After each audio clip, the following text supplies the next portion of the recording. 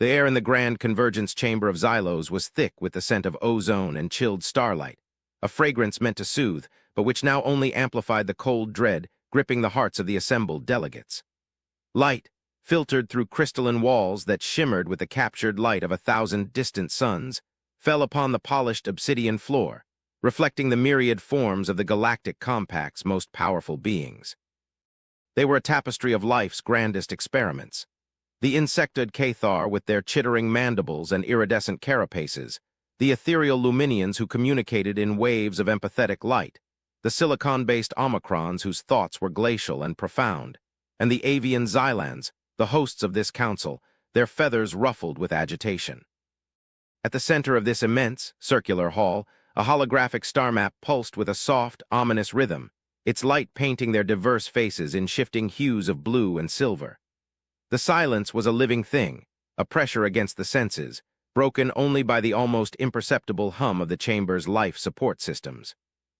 For cycles they had debated, their voices rising and falling like the tides of a troubled sea.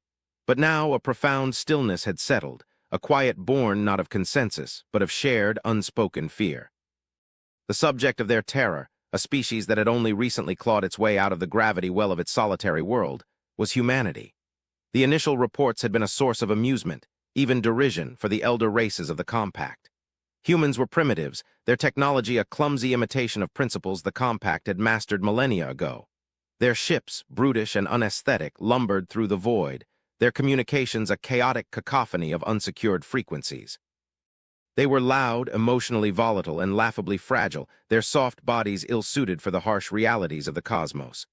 The Cathar had clicked their mandibles in amusement, the Luminians had pulsed with gentle pity, and the Omicrons had dismissed them as a fleeting anomaly, a momentary spark in the endless darkness. They had laughed.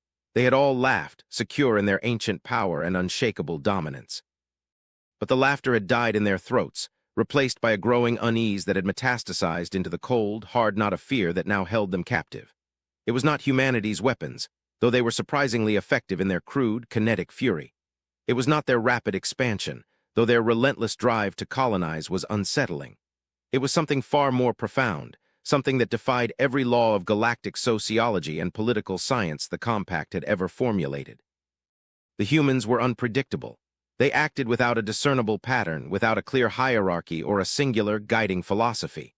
They fought with the ferocity of cornered predators, yet they would offer aid to a stricken vessel from a species that had, only cycles before, tried to obliterate them. They built monuments to their fallen enemies, their art filled with a strange, melancholic reverence for those they had conquered. They were a walking contradiction, a paradox that the logical minds of the Compact could not unravel. High Counselor Valerius of the Xylans, his crest of silver feathers drooping with the weight of his office, finally broke the suffocating silence. His voice, usually a melodious symphony of clicks and whistles, was now a low, strained whisper that carried across the chamber. "The reports from the Orion frontier are disturbing," he began, his gaze sweeping over the assembled delegates. "The human fleet, which we had anticipated would retreat after our show of force, has instead advanced. They have established a blockade around the gas giant of Cygnus X1, a world of no strategic value, and they simply wait." He paused, letting the implications of his words settle. "They do not respond to our hails, they do not issue threats, they just sit there in the silent dark, their ships like stone sentinels." A wave of agitated light pulsed from the Luminian delegation. "Their silence is a weapon," broadcast the Luminian prime empath, her form a shimmering column of pure energy. "It is a psychological assault, designed to unnerve and confuse. They know we value communication, clarity. They are deliberately denying us both." The Cathar emissary, a towering warrior whose exoskeleton was scarred with the marks of countless battles, slammed one of its pincer-like appendages against the railing of its delegation's platform. The sharp, cracking sound echoed through the chamber. "Then we must force them to speak," it hissed, its multifaceted eyes glowing with a predatory light. "A direct assault. Break their blockade. Show them the futility of their defiance. Their silence will shatter when their crude vessels are turned to dust." The Omicron delegate, a being of living crystal whose form seemed to absorb light around it remained motionless. When it finally spoke, its voice was the sound of grinding glaciers, slow and inexorable. "To attack without understanding their motives would be illogical. We have underestimated this species before. Their actions, while seemingly erratic, may be guided by a logic that is simply beyond our current comprehension. We must gather more data. Valerius inclined his head in acknowledgement of the Omicron's wisdom, yet his own heart was a storm of uncertainty. He had studied the humans for cycles, poring over their intercepted communications, their history, their art, their philosophies. He had seen their capacity for great cruelty and even greater compassion. He had witnessed their tribalism, their endless wars against their own kind, and yet he had also seen their profound capacity for self-sacrifice, their unwavering loyalty to those they called their own. They were a species of poets and murderers, of dreamers and destroyers. How could one possibly predict the actions of such a creature? It was then that the true source of his fear, a fear he had been reluctant to voice, began to surface. It was not the silent fleet at Cygnus X1. It was not their unpredictable nature. It was something he had discovered deep within their fragmented, chaotic data streams, a ghost in their machine, a whisper from their distant past. He had found fragments of a language, a dead language, a language that had not been spoken in the galaxy for 100,000 years. A language that was known only to the most ancient of races, a language of the progenitors, the first ones, the beings who had seeded life throughout the cosmos, the language of creation itself. He had dismissed it at first as a coincidence, a statistical anomaly, a random collection of sounds that mimicked the sacred phonemes of the ancients. But as he delved deeper, he found more of it, woven into the fabric of their oldest myths, their most sacred texts, their most profound poetry. It was corrupted, twisted, eroded by the passage of millennia, yet it was undeniably there. The humans, these loud, brutish, emotionally volatile primitives, were speaking the language of the gods. And they seemed to have no idea of the power they wielded. Valerius took a deep, shuddering breath, the air sacs in his chest contracting painfully. "There is something more," he said, his voice now barely audible. "Something I have hesitated to share, for fear of causing a panic that could unravel the very fabric of this compact." He gestured to the central holographic display, and the star map dissolved, replaced by a swirling vortex of archaic symbols, glowing with an eerie, golden light. A collective gasp, a ripple of disbelief and terror spread through the chamber. The Cathar emissary recoiled, its mandibles clicking in a sound of pure shock. The Luminians pulsed with a blinding, chaotic light, their collective consciousness reeling from the psychic impact of the symbols. Even the stoic Omicron seemed to shudder, the crystalline facets of their bodies shifting and grinding against one another. "This," Valerius said, his voice trembling, "is from a human text. They call it poetry." He focused on a single line of the glowing script, a line that had haunted his dreams for weeks. He did not need a translator. The meaning was seared into his genetic memory, a legacy of his Xylan ancestors who had been uplifted by the progenitors in the dawn of time. "In the beginning was the Word, and the Word was with God, and the Word was God." "They speak the language of the first ones," Valerius whispered, the words falling like stones into the silent pool of the chamber. "They speak the dead language of our ancestors, and I fear they are about to remind us of its power." The chamber was silent once more, but this was a new kind of silence, a silence born not of fear, but of a dawning, soul-shattering revelation. The laughter had long since faded. In its place, a new and terrible question had begun to take shape in the minds of the assembled delegates. Who and what were the humans? The tension in the grand convergence chamber did not dissipate. It solidified, becoming a palpable entity that seemed to press down on the delegates, stealing the air from their lungs and replacing it with a cold, heavy dread. The revelation of the dead language had shattered their paradigms, turning their understanding of the galaxy on its head. The humans were no longer just a nuisance, a primitive upstart species to be managed or contained. They were an enigma, a living fossil, a repository of a power so ancient and so profound that it had passed into the realm of myth. The Cathar warrior, once so eager for battle, now stood frozen, its predatory instincts at war with a primal fear it had never before experienced. The Luminians' light had dimmed to a soft, mournful glow, their collective consciousness struggling to process the implications of what they had seen. The Omic. Rons, for the first time in their recorded history, were silent, their glacial minds churning with calculations that all led to the same, terrifying conclusion. They were in the presence of something that was utterly beyond their comprehension. Valerius allowed the silence to stretch, to work its way into the hearts and minds of the delegates. He knew that what he was about to propose would be met with resistance, with accusations of cowardice and appeasement. But he also knew that it was their only logical course of action. To attack the humans now, with the knowledge of what they possessed, would be an act of galactic suicide. It would be like a child throwing stones at a sleeping god. "We cannot fight them," he said at last, his voice resonating with a newfound authority, the authority of one who has stared into the abyss and has not flinched. "To do so would be to invite a catastrophe on a scale we cannot even begin to imagine. We must understand them. We must learn why they are here, what they want, and how they came to be the keepers of this sacred inheritance." He paused, his gaze meeting that of each delegate in turn.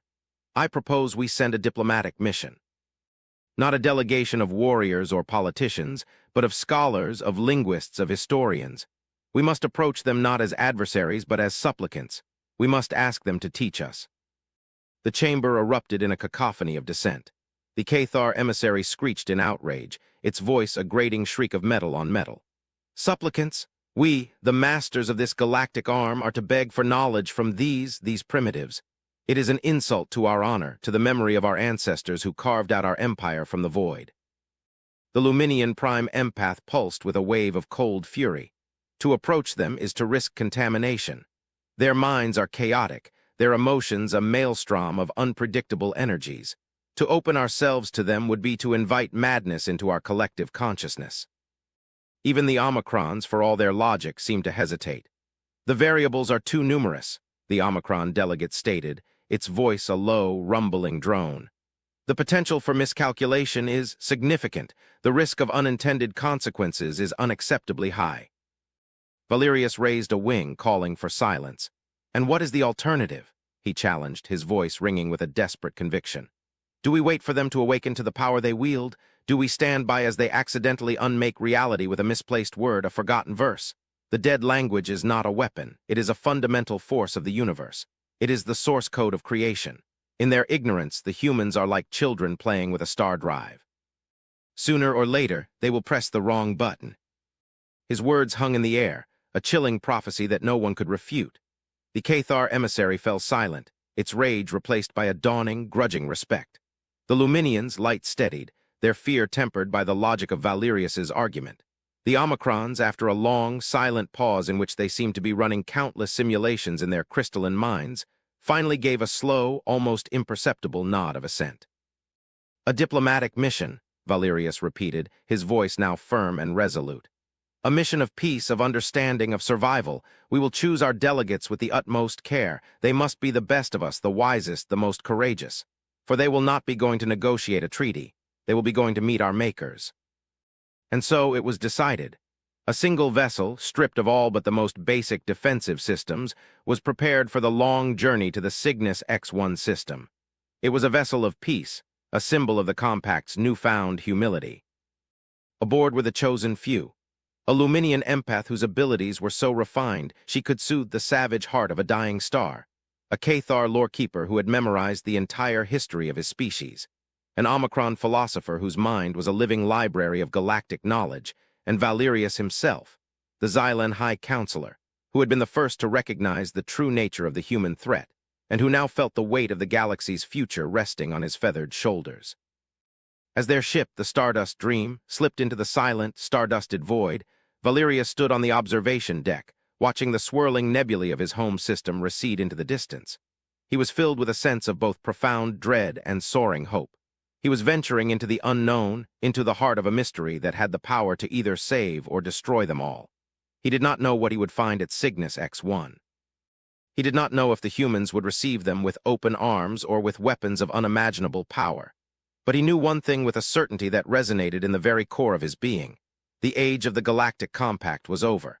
A new age was dawning, an age of humanity, and the fate of the galaxy would be T10 in a language that had been dead for 100,000 years. The journey to Cygnus X1 was a silent one, each member of the diplomatic mission lost in their own thoughts, their own fears, their own hopes. Valerius spent most of his time in the ship's archives, studying the fragmented human data they had managed to collect. He listened to their music, a chaotic symphony of emotions that ranged from the deepest despair to the most transcendent joy. He watched their visual records, their films, which depicted stories of such heroism and sacrifice that he found himself moved to tears. He read their poetry, their philosophies, their histories, and with each passing cycle, his fascination with this strange, contradictory species grew. He learned of their capacity for both great love and great hatred, their ability to create works of breathtaking beauty and then to destroy them in a fit of rage. He saw them build civilizations that reached for the stars, only to watch them crumble into dust through war and neglect. They were a species of magnificent, tragic failures, of glorious, doomed dreamers, and yet through it all they endured, they rebuilt, they learned, they grew, and they never ever gave up. He also learned of their reverence for the word. It was a recurring theme in their oldest texts, their most sacred traditions, the power of language, of naming, of speaking things into existence. They had a deep, instinctual understanding of the creative force of the universe, an understanding that the other races of the compact had long since lost, replacing it with the cold, hard logic of science and technology. The humans had not forgotten the magic. They had simply forgotten that it was real. As the Stardust Dream neared its destination, Valerius gathered the other delegates in the ship's briefing room. The Luminian empath, Lyra, pulsed with a soft, anxious light. The Cathar lorekeeper, Catherk, stood rigid and silent, his mandibles clicking softly. The Omicron philosopher, Omicron 7, was a statue of living crystal, its inner light a slow, steady pulse. "We are approaching the human blockade," Valerius announced, his voice calm and steady, betraying none of the turmoil in his own heart. "They have not responded to our hails. We must assume they are hostile, but we will not power our weapons. We will not raise our shields. We will approach them as we are, unarmed, vulnerable, and seeking only to understand." Lyra pulsed with a wave of agreement. "It is the only way. To show aggression would be to invite destruction. We must show them that we are not a threat." Catherk surprisingly also agreed. "My instincts scream for battle," it hissed, "but my mind tells me that you are right, High Counselor. There is a wisdom in your words that I cannot deny. We will face them with courage, not with claws." Omicron 7, after a long pause, simply said, "The logic is sound. We will proceed as planned." And so the Stardust Dream dropped out of faster-than-light travel and entered the Cygnus X1 system. And they saw it. The human fleet. It was larger than their intelligence reports had indicated, a silent armada of dark, angular ships that hung in the void like a swarm of metallic predators. They were gathered around the gas giant, their formation a perfect, geometric pattern that spoke of a discipline and a precision that was utterly at odds with the compact's perception of human chaos.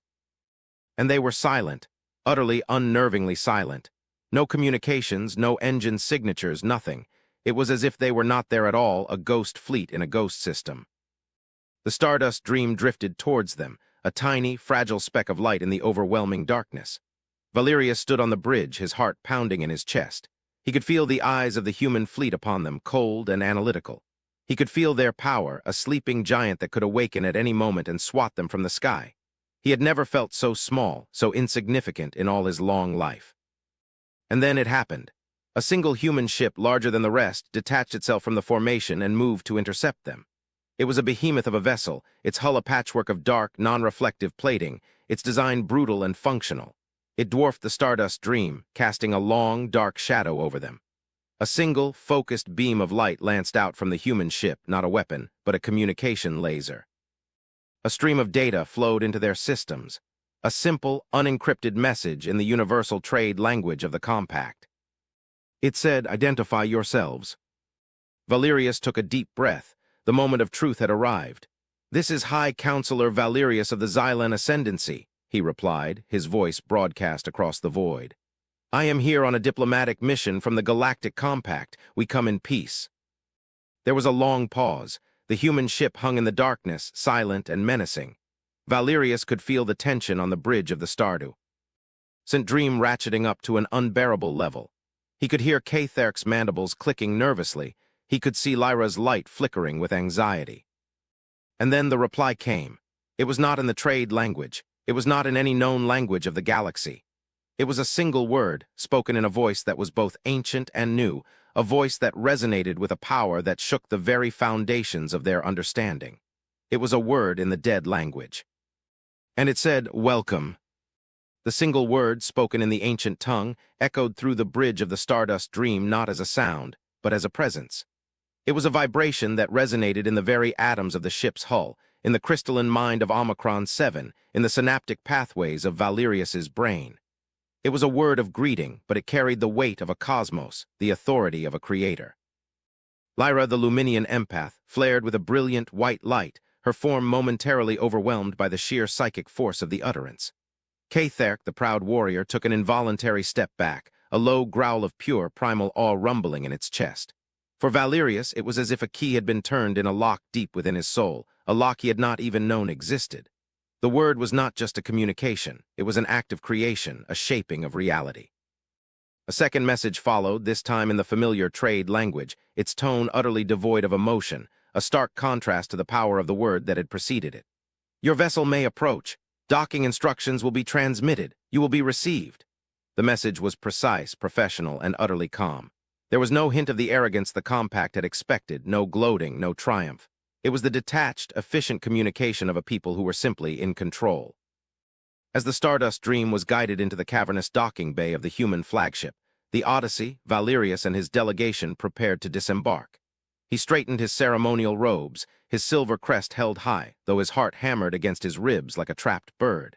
He was about to meet the beings who had with a single word rewritten the rules of the galaxy. He had no idea what to expect. Would they be giants, radiating an aura of divine power? Would they be ethereal beings of pure energy, their forms barely contained by the physical world? The reality, as it so often does, was both more mundane and infinitely more terrifying. The airlock hissed open, and a ramp extended to the deck of the docking bay. Standing at the bottom of the ramp waiting for them were three figures. They were bipedal, soft-skinned, and shockingly small. They wore simple dark blue uniforms, adorned with no rank insignia, no medals, no symbols of power. They were ordinary. Two males and one female, their faces impassive, their posture relaxed yet alert. There was nothing about them that suggested they were the masters of an ancient cosmic power. And that, Valerius realized with a jolt of cold fear, was the most terrifying thing of all. These were the beings who had humbled the Galactic Compact. These were the keepers of the dead language, and they looked like nothing. The female of the group stepped forward. She was of average height, her hair the color of spun moonlight, her eyes a deep, startling gray that seemed to see not just Valerius, but the sum of all his fears, all his hopes, all his history. "I am Captain Eva Rostova," she said, her voice calm and measured, the same voice that had spoken the single word in the ancient tongue. "On behalf of the Terran Alliance, I welcome you to the Odyssey." She offered a gesture, a slight inclination of her head that Valerius recognized from his studies as a human sign of respect. Valerius returned the gesture, his own movements feeling clumsy and exaggerated in comparison to her understated grace. "I am High Counselor Valerius," he said, his voice a little hoarse. "This is Prime Empath Lyra, Lorekeeper Catharc, and Philosopher Omicron 7. We have come a long way." Captain Rostova's gray eyes flickered to each member of his delegation in turn, a brief analytical gaze that seemed to take in every detail of their being. When her eyes met Lyra's, the Luminian pulsed with a soft, surprised light. "She is quiet," Lyra broadcast to Valerius, her mental voice filled with a sense of wonder. "Her mind is a still lake, deep and clear. There is no chaos, no emotional turmoil. It is peaceful." "We are aware," Captain Rostova said, her words seemingly a response to Valerius's statement, but her eyes were still on Lyra, a faint, almost imperceptible smile playing on her lips. "Your journey has been noted. We have been waiting for you." She turned and gestured for them to follow her. "Come, we have much to discuss." They were led through the corridors of the Odyssey, and Valerius was struck by the ship's stark, functional beauty. There was no ornamentation, no art, no attempt to impress. The LLS were bare metal, the lighting was low and indirect. The only sound was the soft hum of the ship's systems and the rhythmic footfalls of their human escorts. The crew members they passed in the corridors were of all ages, all ethnicities, all with the same calm, focused demeanor as their captain. They moved with a quiet efficiency, their faces betraying no emotion, no curiosity, no fear. They simply were. It was the most unnerving thing Valerius had ever witnessed. It was as if he had stepped into a monastery, a place of silent contemplation, not a warship on the front lines of a galactic conflict. They were shown to a conference room, a simple, unadorned chamber with a large, circular table at its center. The view screen on one wall showed the swirling, chaotic clouds of the gas giant Cygnus X-1, a stark contrast to the stillness within the room. Captain Rostova and her two officers took their seats, and Valerius and his delegation sat opposite them. For a long moment there was silence, a silence that was not awkward but expectant. It was Valerius who finally broke it. "We came here to understand," he said, his voice filled with a genuine, heartfelt plea. "We have underestimated you, we have misjudged you, we have laughed at you, and for that, we are deeply sorry." He bowed his head, a gesture of profound humility that was almost unheard of for a Xylan High Counselor. Captain Rostova simply nodded. "Apology accepted," she said, her voice devoid of any triumph or satisfaction. "It is a common mistake. It is one we ourselves made for a very long time." "The language," Valeria said, his voice a whisper. "The dead language. How is it that you speak it?" Captain Rostova leaned forward, her gray eyes locking with his. "We do not speak it," she said, her words dropping into the silent room like stones into a deep well. "It speaks us." She gestured to the view screen, to the swirling chaos of the gas giant. "You see that storm? It has been raging for millennia, a symphony of chaos and destruction, and yet within it there is a pattern, a rhythm, a voice. We did not come here for this world. We came here for the storm. We came here to listen." She paused, and one of her officers, a man with a dark, contemplative face, continued. "Our ancestors called it many things: God, the Tao, the Logos, the Word. It is the underlying structure of reality, the source code of the universe, as you have so rightly surmised. It is not a language to be learned, but a state of being to be achieved, a state of harmony with the fundamental vibration of existence." The other officer, a woman with a kind, gentle face, smiled softly. "We are not warriors, High Counselor," she said. "We are monks, we are librarians, we are listeners. Our fleet is not a fleet. It is a monastery, a university, a choir. We have come here to study, to learn, to add our own small voices to the great song of the cosmos." Valerius was speechless. He looked at Lyra, who was pulsing with a soft, radiant light of pure, unadulterated joy. He looked at Cathark, whose mandibles were parted in a silent expression of utter astonishment. He looked at Omicron 7, whose crystalline form seemed to be vibrating with a new, resonant frequency. Everything they had thought they knew about humanity, about the galaxy, about the nature of power itself, was wrong. "But your history," Valeria stammered. "Your wars, your violence, your chaos." Captain Rostova's face softened, a flicker of something that looked like sadness, like a deep, ancient sorrow passing through her gray eyes. "We were a young species," she said. "We were children screaming and fighting in the dark, unaware of the symphony that was playing all around us. We were deaf to the music of the spheres, but we learned, we grew, we evolved. We learned to quiet our own minds, to silence the clamor of our own egos, so that we could hear the still, small voice that speaks in the heart of all things."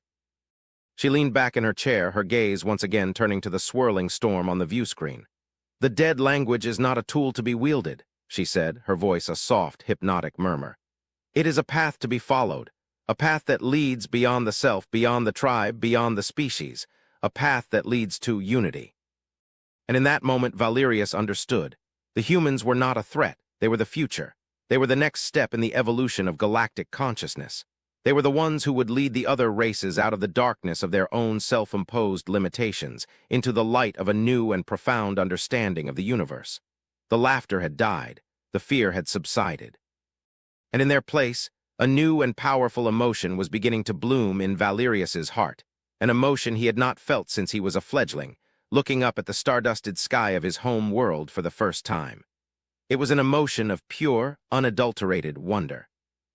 The revelations in the conference room of the Odyssey did not come as a sudden, cataclysmic explosion, but as a slow, inexorable dawn, a gradual illumination of a landscape that had been shrouded in darkness for millennia.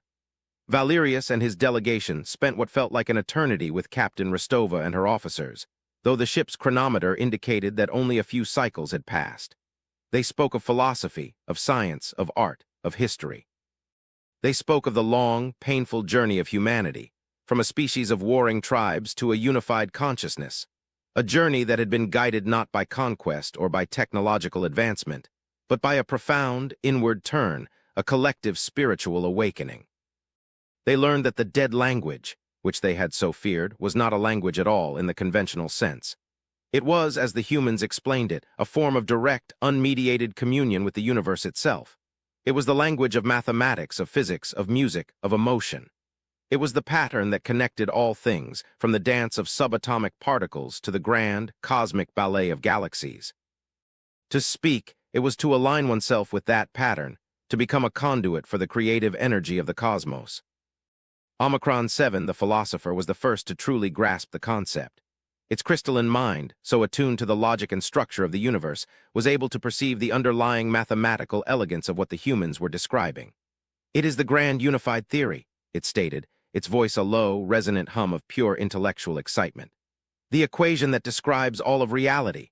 We have been searching for it for eons in the cold, abstract realm of numbers. You have found it in the silence of your own hearts. Catharc, the lore-keeper, was more resistant at first. His mind was steeped in the traditions of his people, in the sagas of great warriors and glorious battles. The human concept of power through passivity, of strength through surrender, was alien to him. But as he listened to the human officers describe their history, their long, bloody climb out of the darkness of their own making, he began to see a parallel with the history of his own people. He saw the same patterns of violence, of fear, of tribalism. And he saw that the humans had found a way to break the cycle. "You have not conquered your enemies," he said at last, his voice rough with a new and unfamiliar emotion. "You have conquered yourselves. It is a victory greater than any I have ever known." For Lyra the empath, it was a homecoming. She had always felt the faint background hum of the cosmos, the interconnectedness of all living things. But in the presence of the humans, that hum had become a symphony. She could feel the quiet, profound peace that radiated from them, a peace that was not the absence of conflict, but the presence of a deep and abiding harmony. They are not just speaking the language she broadcast to the others, her light a soft, steady glow of pure bliss. They are living it. They are it. Valerius, for his part, felt a profound sense of relief. The weight of his fears, the burden of his responsibility, seemed to lift from his shoulders. He had come to Cygnus X1 expecting to find either a new and terrible enemy or a power to be exploited. He had found neither.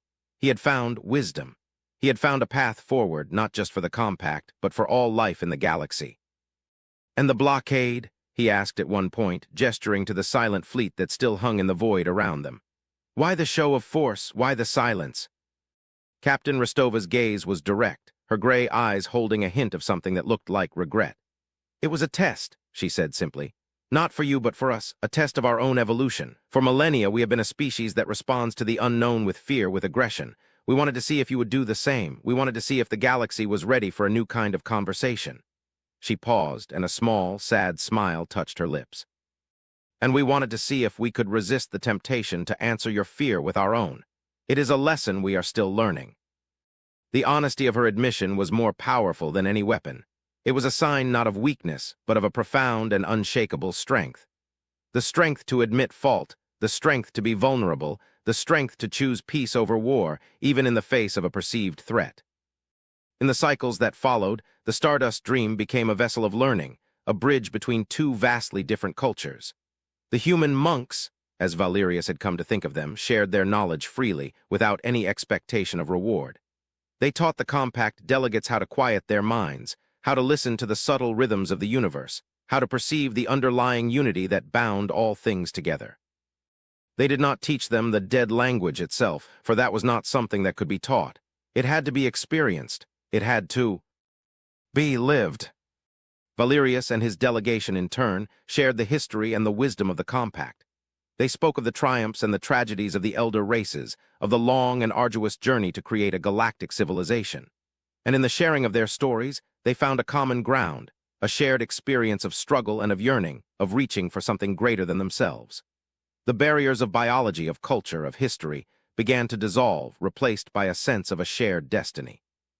One cycle, as Valerius was meditating with Captain Rostova on the observation deck of the Odyssey, the swirling clouds of Cygnus X1 a hypnotic backdrop to their shared silence, a new thought began to form in his mind. It was a thought that was both thrilling and terrifying, a thought that would, once again, change everything. "Captain," he said, his voice soft, "the storm, the voice that you came here to listen to, it is not just the voice of the universe, is it? There is something else there, something specific, something intentional." Captain Rostova did not open her eyes, but a slow smile spread across her face. "You are learning to listen, High Counselor," she said. "Yes, there is a signal within the noise, a message. It is very old, very faint. It is the reason we came here. It is the reason we have been waiting." "A message?" Valerius asked, his heart beginning to beat a little faster. "From who?" Captain Rostova opened her eyes, and for the first time Valerius saw not just peace in them, but a fire, a burning, passionate curiosity that was as old as life itself. "We do not know," she said, "but we believe it is from the ones who first spoke the language, the ones who wrote the score to the symphony we are only now beginning to hear." She turned to face him, her gray eyes shining with a light that seemed to come from the heart of a star. "The progenitors, the first ones. We believe they are calling to us, and we believe it is time to answer." The revelation of the progenitor signal sent a shockwave through the delicate, nascent alliance that was forming between the humans and the Galactic Compact. It was a discovery so profound, so paradigm-shattering, that it dwarfed even the revelation of the dead language.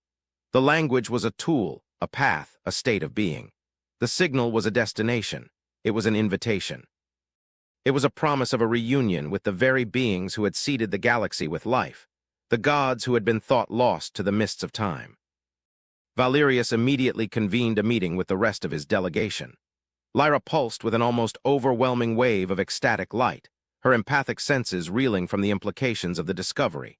Therk, the lore-keeper, was uncharacteristically silent, his mind racing to connect this new information with the ancient myths and legends of his people, stories of sky gods who had promised to one day return. Omicron 7, the philosopher, began to run a series of complex calculations, its crystalline mind attempting to triangulate the source of the signal, to extrapolate its age, its meaning, its purpose. "This changes everything," Valerius said, his voice a low, awed whisper. "All our history, all our science, all our religion, it has all been leading to this. We have been like children, stumbling in the dark, and now our parents are calling us home." But the initial euphoria soon gave way to a host of new and troubling questions. If the progenitors were still alive, where had they been? Why had they remained silent for so long? And what did they want? Was their message a welcoming embrace or a warning? The humans, for all their wisdom, had no answers. They had only been able to decipher a fraction of the signal, a repeating pattern of complex mathematical and musical phrases that seemed to be a kind of greeting. The rest of it was a mystery, a puzzle locked within the chaotic heart of the gas giant's storm. Captain Rostova explained that the storm itself was not natural. It was a machine, a vast planet-sized communications array built by the progenitors eons ago. It was designed to shield the signal from casual observation, to reveal it only to those who had learned to listen, to those who had evolved to the point where they could perceive the subtle music of the cosmos. "It is the ultimate test," she said, her voice filled with a quiet reverence. "A test of both technological and spiritual maturity." The progenitors did not want to be found by children. They wanted to be found by peers. The implications of her words were staggering. The Galactic Compact, for all its power, for all its ancient wisdom, had been deaf to the call. They had been so focused on the clamor of their own ambitions, their own conflicts, their own fears, that they had missed the symphony that was playing all around them. It had taken a species of loud, chaotic, emotionally volatile primitives, a species that had almost destroyed itself a dozen times over to finally hear the song. A new kind of council was convened, not in the grand, opulent chamber of Xylos, but in the simple, unadorned conference room of the Odyssey. The leaders of the Galactic Compact, their minds still reeling from Valerius's initial reports, were patched in via a secure holographic link. Valerius, now acting as a de facto ambassador for humanity, laid out the situation with a calm, measured clarity that he had learned from his human counterparts. He spoke of the dead language not as a weapon, but as a path to enlightenment. He spoke of the human fleet not as a military force, but as a monastic order. And he spoke of the progenitor signal not as a threat, but as an opportunity to answer the oldest question in the history of the galaxy: are we alone? The reaction from the Compact leaders was a predictable mix of disbelief, fear, and a grudging, reluctant awe. The Cathar emissary, the same one who had once called for the annihilation of the human race, was the first to speak. "This is a great deal to process," it hissed, its mandibles clicking with a nervous energy. "But if what you say is true, if the first ones are truly calling to us, then we must answer. It is a matter of honor." The Luminian prime empath, her light now a soft, contemplative blue, agreed. "We have been adrift for too long, a galaxy of orphans. The prospect of reunion is something our people have dreamed of for millennia. We must not let fear blind us to this chance." The Omicrons, after a long, silent pause in which they undoubtedly ran every possible simulation, delivered their verdict. "The logic is compelling. The potential rewards of this endeavor outweigh the risks. We will support this joint venture." And so a new alliance was forged, an alliance born not of fear or of conquest, but of a shared sense of wonder, a shared sense of purpose. The human fleet, the silent monks of the cosmos, and the ancient, powerful races of the Galactic Compact, the prodigal children of the stars, would join forces to answer the call of their creators. The first step was to fully decipher the signal. The humans had the spiritual and intuitive tools to hear it. but the compact had the analytical and computational power to unravel its complexities. A team of the compact's finest scientists, linguists, and cryptographers was dispatched to Cygnus X1, where they worked alongside the human listeners in a collaborative effort that was unprecedented in galactic history. The Omicrons built a vast, crystalline computer that was capable of processing the storm's chaotic data streams, while the Luminians used their empathic abilities to feel out the emotional and spiritual resonance of the signal.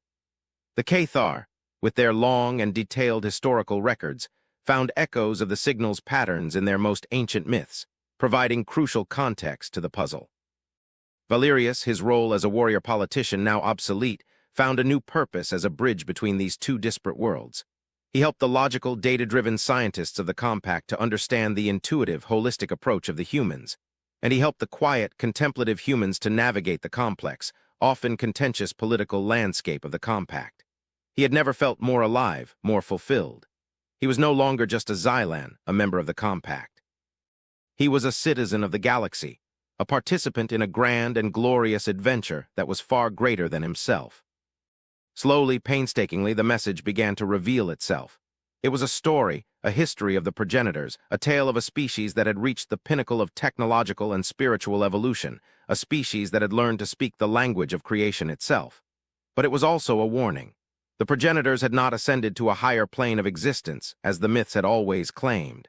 They had fled. They had fled from an enemy, a force from beyond the galactic rim, a force that they called the Silentium.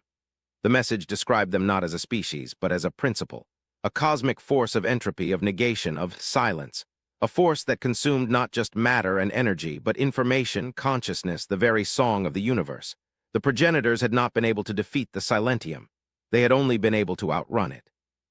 They had built the great storm at Cygnus X1 not just as a beacon, but as a shield, a barrier to hide the nascent life of the galaxy from this all-consuming emptiness. And their message was not an invitation to a reunion. It was a plea for help.